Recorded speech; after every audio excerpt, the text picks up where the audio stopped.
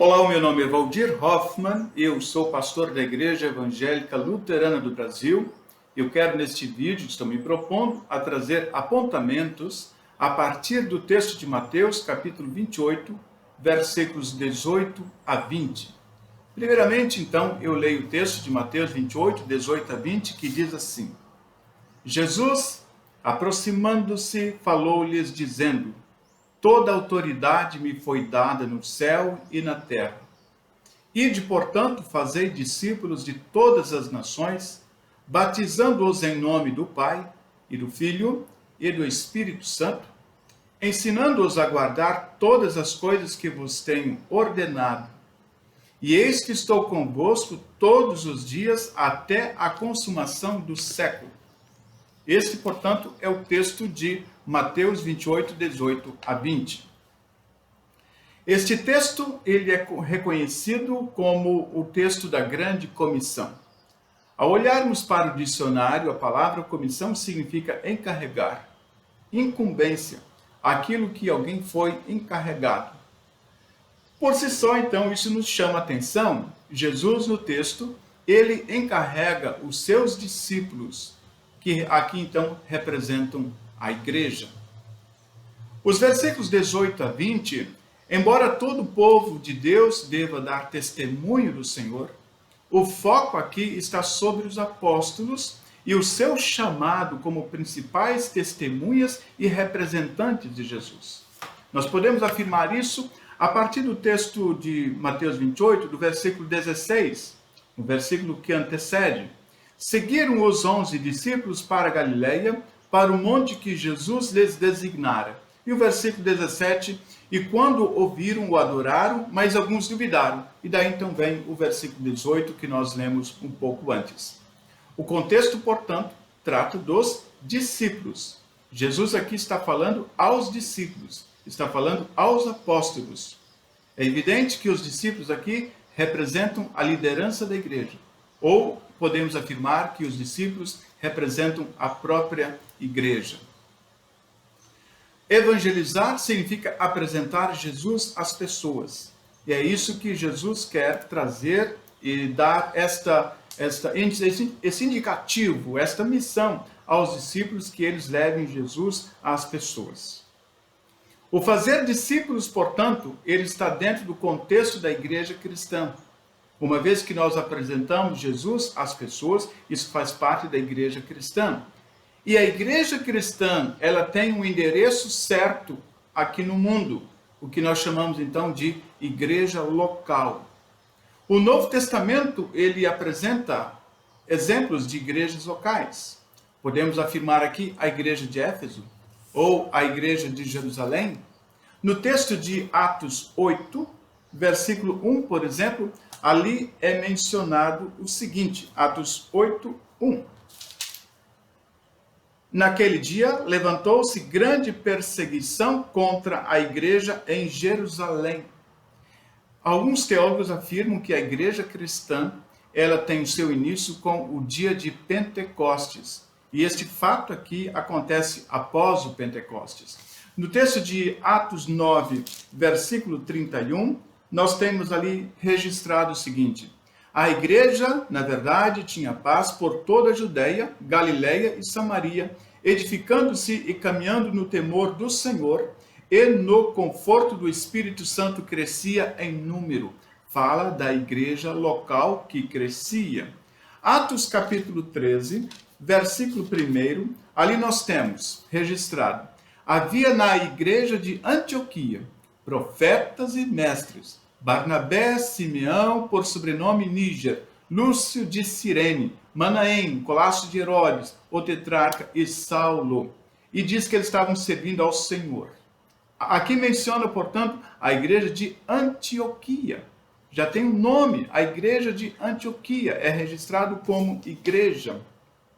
Atos capítulo 20, versículo 17. Ali de novo nós temos a respeito da igreja. Atos 20, 17 diz assim: de Mileto mandou a Éfeso chamar presbíteros da igreja. chamados presbíteros da igreja, ou seja, a igreja era comum, portanto, no Novo Testamento. Podemos ainda trazer outros versículos, como 1 Coríntios, Gálatas, 1 Tessalonicenses, 1 Timóteo, ou o próprio livro de Apocalipse, que nós temos ali registrado vários momentos a palavra igreja. Então, quando nós falamos sobre testemunho, falamos sobre evangelização, nós o fazemos dentro do contexto da igreja, porém realizado por pessoas. E quem são essas pessoas da igreja que fazem esse testemunho e essa evangelização? Os pastores, a liderança e os membros em geral. Veja que eu estou colocando aqui nesta tríade: pastores, liderança e os membros em geral. O versículo 18, ele começa dizendo toda a autoridade. Aqui há uma exposição da natureza exaltada de Jesus, conforme nós temos em Filipenses 2, 5 a 11. Toda a autoridade é dada a Jesus. E ele, por causa da sua autoridade, ele comissiona a igreja. Esta autoridade é para que o evangelho seja pregado. Não se trata de uma autoridade que os líderes da igreja usem de forma aleatória para atingir os seus próprios interesses, ou de uma forma tirânica, como era feito especialmente no período da Idade Média e também no período da Reforma. Então, esta autoridade é para que pudesse os líderes da igreja, pastores em geral, usassem de uma forma correta, coerente. O versículo 18 continua dizendo ide, ou algumas traduções colocam indo. Tanto faz ide ou indo, a expressão aqui, este verbo, indica movimento. Enquanto vocês forem, preguem o evangelho. Enquanto vocês forem, falem de Jesus às pessoas. Enquanto nós vivemos aqui no mundo, nós falamos de Jesus às pessoas. Enquanto nós trabalhamos, nós testemunhamos. Enquanto nós estudamos, testemunhamos. Enquanto vivemos a nossa vida em família, ou a nossa vida com a nossa vizinhança, ou nos nossos momentos de lazer, ou em nossas viagens, enfim, por onde estivermos, o que nós estivermos fazendo, enquanto isso, nós também evangelizamos. Significa, então, este verbo indo, pregue o evangelho a todas as criaturas. Na versão da Bíblia, na BLH, por exemplo, ela diz que vão a todos os povos, vão a todas as nações. E parece que a tradução mais comum é o ide, mas este ide continua sendo uma ordem de Jesus. Não importa se você interpreta este ide como indo ou enquanto você estiver indo, não importa. Aqui há uma ordem expressa de Jesus para que haja a evangelização, para que o seu nome seja conhecido de todas as pessoas. E quem está nesta ordem de Jesus? No texto especificamente de Mateus 28, nós temos aqui os discípulos, que são a igreja, que representam a liderança da igreja. E aí então eu faço algumas perguntas para nós refletirmos neste instante. O culto faz parte do ID? A liturgia do culto faz parte do ID? A mensagem do culto, as músicas do culto, as orações, a nossa confissão de fé, o momento de confissão de pecados e absolvição, a participação da Santa Ceia, o culto, portanto, faz parte do nosso ID? Se o nosso culto não fizer parte do ID, apenas pensando internamente, talvez nós estejamos perdendo grandes oportunidades de evangelizar e falar de Jesus às pessoas. No entanto, nós precisamos entender que onde é que se configura este ID conforme Mateus 28. Mateus 28 diz que as pessoas devem ir e pregar o evangelho a todas as nações. É isso que diz o texto. Toda autoridade me foi dada no céu e na terra, e de, portanto, fazer discípulos de todas as nações. Onde está o terreno, portanto, deste ide? Está nas nações. Significa que, que nós podemos entender aqui que este ide está fora do contexto da igreja. Na igreja nós nos alimentamos da palavra do Senhor, nós entendemos esta palavra, nós internalizamos esta palavra, mas ao sairmos da igreja, nós estamos diante das nações. É lá que nós podemos e precisamos testemunhar a nossa fé. Parece que a igreja, ela está bem consigo mesma, internamente está bem. As pessoas da igreja vão e participam dos cultos, elas estão felizes, estão realizadas. No entanto, há uma dificuldade em que a igreja se encontre com as nações, em que a igreja se encontre com o mundo lá fora. Nós prezamos muitas vezes, isso é um cuidado que nós devemos ter, prezamos culturas. Ou nós nos envolvemos com a cultura local, ou nós levamos o evangelho a partir também dentro da cultura na qual nós vivemos. Como é que nós nos enquadramos enquanto igreja no contexto no qual a igreja está presente? Fazer discípulos, conforme o texto, significa fazer novos seguidores. Jesus está querendo mais ou menos dizer assim: vocês são meus discípulos, vocês se tornaram meus discípulos, eu fiz vocês meus discípulos, vocês são meus seguidores. Agora vocês façam outros seguidores, outras pessoas para seguirem a mim. Teoricamente, a igreja cresce, ela tem novos seguidores quando ela está no ID. Quando novas pessoas são integradas ao grupo da igreja, vamos chamar aqui de congregação local, significa que a igreja ela está lidando com o ID de uma forma correta. Ela está preocupada com este ID e ela está levando e testemunhando o evangelho, e mais pessoas estão se agregando ou se congregando porque ouviram falar do evangelho. Como isso pode ser feito, então? Como podemos testemunhar o evangelho? Existem várias formas. Eu chamo a atenção aqui para uma forma, uma modalidade que traz um bom resultado, que são chamadas as igrejas em células. Parece que as igrejas em células, elas são uma alternativa muito apropriada para se fazer discípulos. Quando falamos em igreja em células, falamos em grupos, falamos em pequenos grupos, ou até grupos por afinidade, ou por localidade, ou geograficamente falando, ou através de homens, ou mulheres, ou jovens, ou crianças.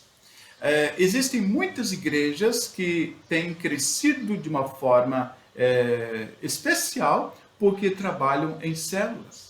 Elas se reúnem num grande grupo, mas durante a semana elas se reúnem em grupos menores, onde elas se alimentam mutuamente através dos grupos menores. Então, esta é uma das formas pelas quais a igreja pode se alimentar e fazer crescer o seu grupo e também testemunhar o evangelho para mais pessoas. Dentro do contexto da Igreja Evangélica Luterana do Brasil, há um programa chamado PEM, Programa de Evangelização e Mordomia Cristã. Este PEM, o Programa de Evangelização e Mordomia Cristã, tem por finalidade trabalhar em grupos menores, em grupos da igreja, e há estudos apropriados para esses grupos menores. E desta forma, então, os grupos estando reunidos, eles têm mais facilidade para convidar o seu vizinho, o seu amigo, o seu parente, que muitas vezes essas pessoas não conhecem a Jesus. Portanto, teriam, a partir dos grupos menores, uma oportunidade para estarem perto. Afinal de contas, existe uma afinidade entre essas pessoas quando elas são convidadas a participar de um grupo. Nós sempre ensinamos falar de Jesus ou falar da igreja? Essa é uma pergunta que nós também precisamos nos fazer. Nós falamos de Jesus ou falamos da igreja? Apresentamos a Jesus ou apresentamos a igreja? Nós convidamos as pessoas a seguirem a Jesus ou convidamos as pessoas a seguirem a igreja? Uma coisa não descarta a outra, mas em primeiro lugar, nós evangelizamos quando falamos de Jesus às pessoas. Quando as pessoas conhecem a Jesus, quando elas entendem quem é Jesus e elas creem em Jesus, aí nós podemos dizer que existe aí o processo de evangelização. E essas pessoas que creem em Jesus querem conhecer um pouco mais sobre Jesus na igreja da qual nós fazemos parte. Significa então que a primeira coisa que nós podemos e precisamos fazer é falar de Jesus às pessoas. É testemunhar a nossa fé, testemunhar aquilo que nós acreditamos na vida das pessoas. E, simultaneamente, nós podemos sim convidar as pessoas para estarem conosco dentro da nossa igreja, para que elas possam continuar também ouvindo falar de Jesus. Quais são as estratégias que você, líder da igreja, pastor, liderança ou membro da igreja, tem usado na evangelização? Nós podemos falar dentro da igreja luterana que nós temos os festivais missionários, que são uma forma, os grupos de canto, corais, grupos de música, noites de louvor e adoração, são programas especiais. No entanto, nós não podemos esquecer que estes programas especiais, quando nós convidamos as pessoas para a igreja com o intuito de que, a partir desses programas, elas conheçam a Jesus, isto pode ser uma arapuca. E nós não estamos aqui para armar arapuca para ninguém, para segurar as pessoas na igreja a partir de uma programação especial que nós estivermos fazendo na igreja. Todo e qualquer programa especial da igreja tem por um intuito de ajudar os membros da igreja a se fortalecerem, a se animarem na fé, bem como também aquelas pessoas que visitam a igreja a se fortalecerem naquilo que elas já acreditam que é no Senhor Jesus. O texto fala, portanto, que esta evangelização deve ser feita a todas as nações. Significa que a salvação é universal. A salvação de Jesus é para alcançar todas as pessoas. E onde estão estas pessoas? Estas pessoas estão nos lugares onde nós vivemos. Significa então que nós testemunhamos a nossa fé no lugar onde nós estamos trabalhando, no lugar onde nós estamos estudando, junto aos nossos amigos, junto aos nossos parentes, junto aos nossos vizinhos, ou num parque em que estamos no momento de diversão ou lazer. Ou seja, aonde nós estivermos, ali nós estamos testemunhando a nossa fé. Então, Cristo para todos é para todas as pessoas, é para alcançar as nações ao Senhor Jesus. E daí eu faço um questionamento nesta direção, já que o Evangelho é para todas as pessoas. E a igreja tem esta clareza de que ela precisa sair das quatro paredes para falar de Jesus às outras pessoas.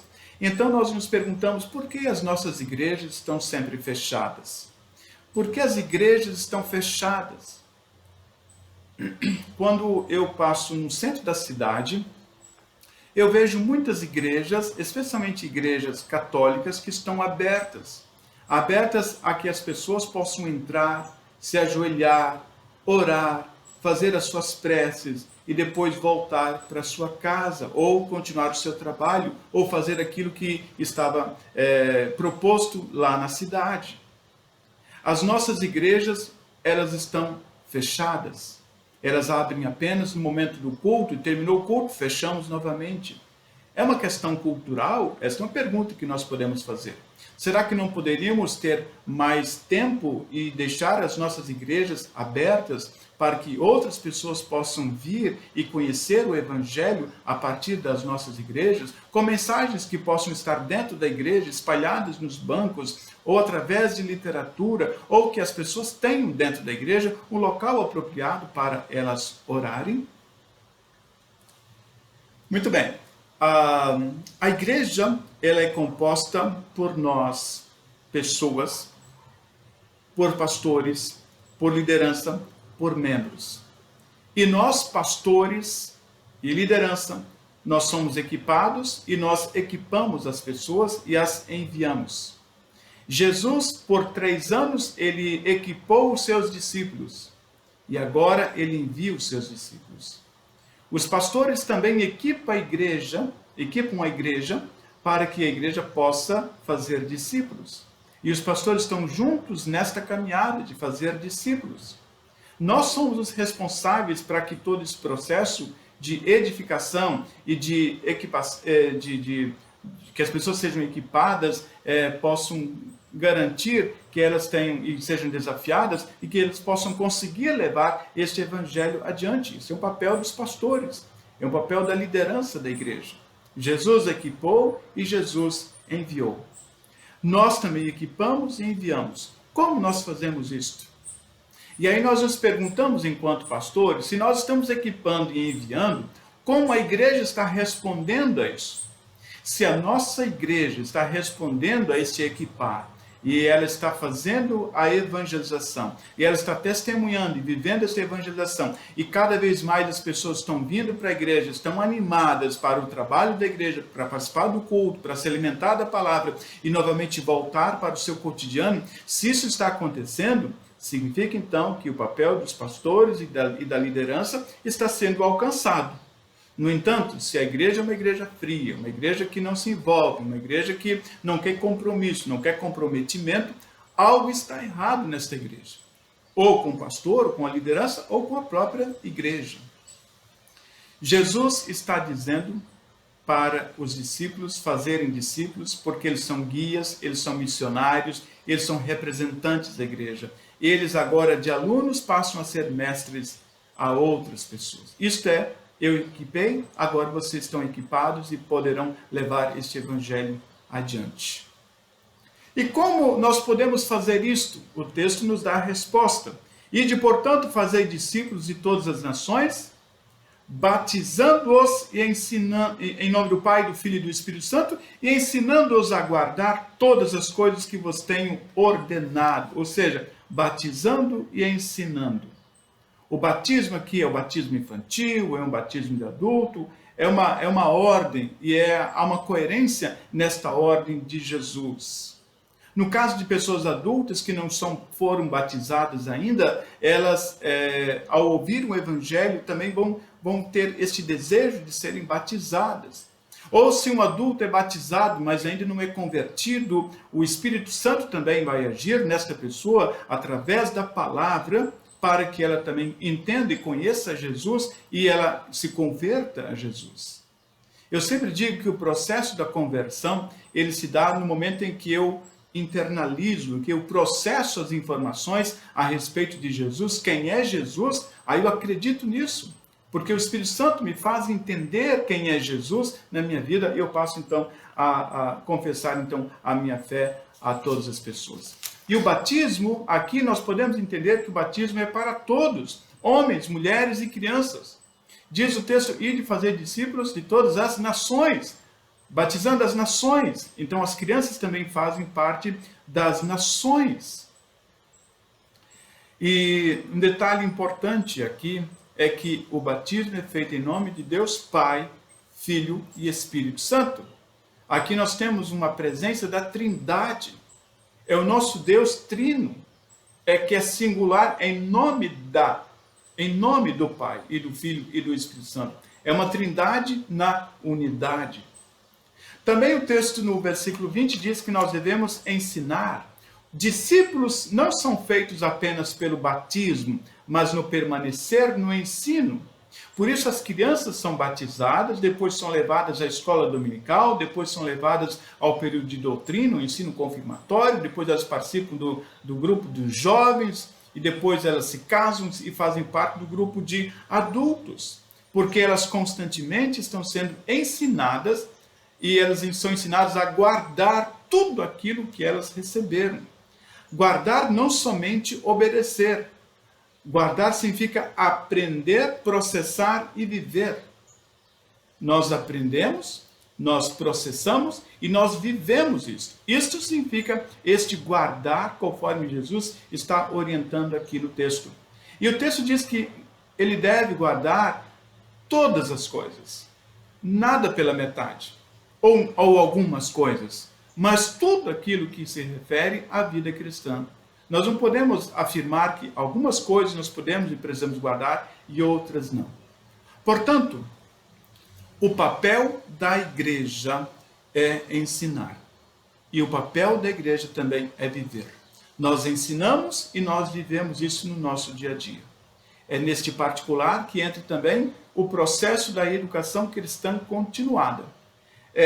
Que nós podemos entender que as diferentes etapas da vida, as crianças, os adolescentes, os jovens, os adultos, todos eles fazem parte desse processo da educação cristã continuada. E a igreja tem esse papel importante. A liderança da igreja tem um papel importante. O pastor tem esse papel importante de fazer acontecer as coisas dentro da igreja, de estar junto com a igreja, de caminhar junto com a igreja, de dar também o seu exemplo diante da igreja para que a igreja possa alcançar os seus objetivos. E eu coloco então algumas questões para reflexão. Por exemplo, a departamentalização da igreja, ela pode ser uma coisa boa ou ruim. Se na sua igreja a departamentalização, quando eu digo departamentalização é de crianças, jovens, adultos, isto pode ser bom ou ruim. Se algo não está legal, muda. Não tenha medo de alterar, mudar. Nós podemos desestruturar aquilo que é cristalizado em nosso meio, com o objetivo de, assim, melhor trabalhar dentro do reino de Deus, fazendo com que a igreja seja presente na vida das pessoas. E eu ainda digo que os diferentes grupos podem ser melhor utilizados para alcançar os objetivos da igreja. Qual é o grupo que você participa da sua igreja? Ou quais são os grupos da sua igreja? Não estou falando de rivalidade entre grupos, não estou falando de panelinhas entre grupos. Eu estou falando de grupos diferentes da igreja que podem alcançar então o objetivo de serem equipados e dessa forma também levar o evangelho adiante. E ainda coloco uma observação importante, que dentro das nossas igrejas existe uma lacuna entre as pessoas dos 20 aos 35 anos. Essas lacunas precisam ser preenchidas. Muitas dessas pessoas estão fora do evangelho, fora da igreja, e elas precisam também ser alcançadas pelo evangelho de Jesus. E nós queremos, dessa forma, envolver todas as pessoas, envolver toda a igreja. Pastor, liderança, igreja, todos estão envolvidos com o mesmo objetivo. Nós não podemos ficar de braços cruzados dentro da igreja, diante do fato de que Jesus deu para nós uma grande comissão de levar o evangelho a todas as pessoas. E ainda há uma promessa de Jesus muito bonita no final do versículo 20, quando ele diz: "E eis que estou convosco todos os dias até a consumação do século." Eis que estou convosco. A presença contínua de Jesus em todos os processos da nossa vida, em todos os processos da igreja, junto aos pastores e também junto com a liderança e com todos os membros da igreja. Estes são apontamentos que eu fiz a partir desse texto de Mateus, capítulo 28, versículos 18 a 20. Eu coloco eles à disposição de vocês. Estamos aqui também para conversar sobre eles, tirar as dúvidas, questionamentos, perguntar. Eu vou publicar isso através do meu canal no YouTube, onde também você poderá assistir e também tirar suas dúvidas, fazer seus questionamentos, e nós estamos aqui para aprender juntos. Que Deus abençoe a todos vocês e que nós possamos ser sempre estes missionários de Jesus por onde nós estivermos. Um grande abraço.